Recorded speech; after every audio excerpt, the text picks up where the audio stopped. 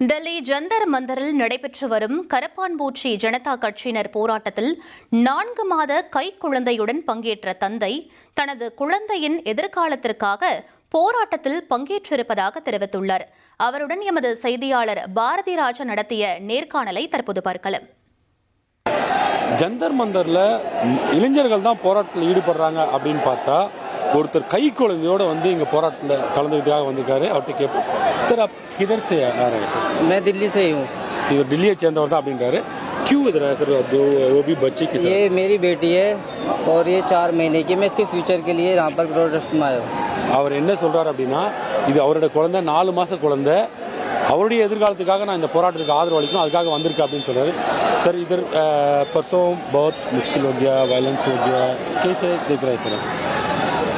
Violence जो student है उन्होंने नहीं करा, जो दिल्ली पुलिस है उन्होंने स्टूडेंट को मारा है और आप अंदर जाके देख सकते हो उनके बहुत सारी चोटें आई है पैरों में, हाथों में. और जो स्टूडेंट है, जो लेडीज स्टूडेंट हैं, जो बच्चे हैं, उनको भी लेडीज़ों को भी चोट आई है काफ़ी. ஸோ போராட்டம் நடத்திய மாணவர்களை டெல்லி போலீஸார் தாக்குனார் அப்படின்றது இவரோட ஸ்டேட்மெண்ட் இருக்கு. वो कौन है सर आपको? कब ये मेरी बहन है. बहन. ओके मैम, आप क्यों आया मैम?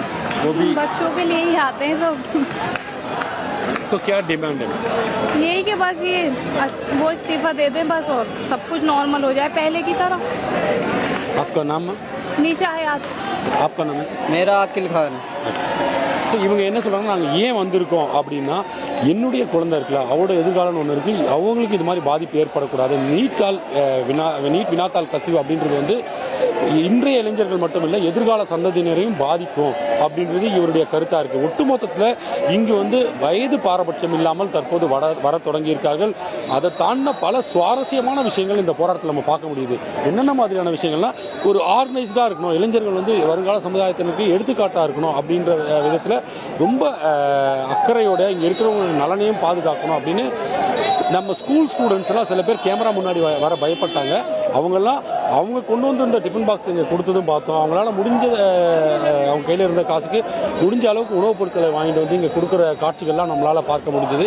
இது போன்ற பல விஷயங்கள் இங்கே நடந்தாலும் கூட இந்த போராட்டம் அப்படின்றது வந்து இவர் கைவிட மாட்டான், அவங்களுடைய கோரிக்கை முழுமையாக நிறைவேறணும், அதை நோக்கி தான் போய் கொண்டிருக்கிறது அப்படின்றதுல எந்த சந்தேகமும் இல்லை. இந்த போராட்டம் அதெல்லாம் ஒரு பக்கம் ஒதுக்கி வைங்க.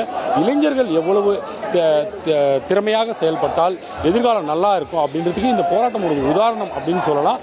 சில நேரங்கள் அவர்கள் ஈடுபடும் வன்முறைகள் தவறு என்றாலும் கூட இந்த போராட்டத்திற்கான ஆதரவு அப்படின்றது வந்து ஒவ்வொரு நிமிடத்திற்கு நிமிடம் அதிகரித்து கொண்டே வருகிறது. அந்த காட்சியை தான் நம்ம இங்கே டெல்லியில் பார்க்க முடியுது. குறிப்பாக அந்த ஜந்தர் மந்தர் பகுதியில் போராட்டம் இங்கே நடத்தி கொள்ளலாம் அப்படின்னு அரசு அனுமதி கொடுத்த பிறகு இந்த இடத்திலேயே எங்களோட பலத்தை காட்டுறோம் அப்படின்னு கூட்டமாக இங்கே வந்து சேர்ந்த வண்ணம் இருக்கார்கள். ஒரு பக்கம் வர்றாங்க, ஒரு பக்கம் போறாங்க. அப்படின்னாலும் இந்த போராட்டத்தில் வந்து தங்களது ஆதரவை பதிவு செய்வதில் இளைஞர்கள் அதிக கவனத்தை செலுத்துறாங்க.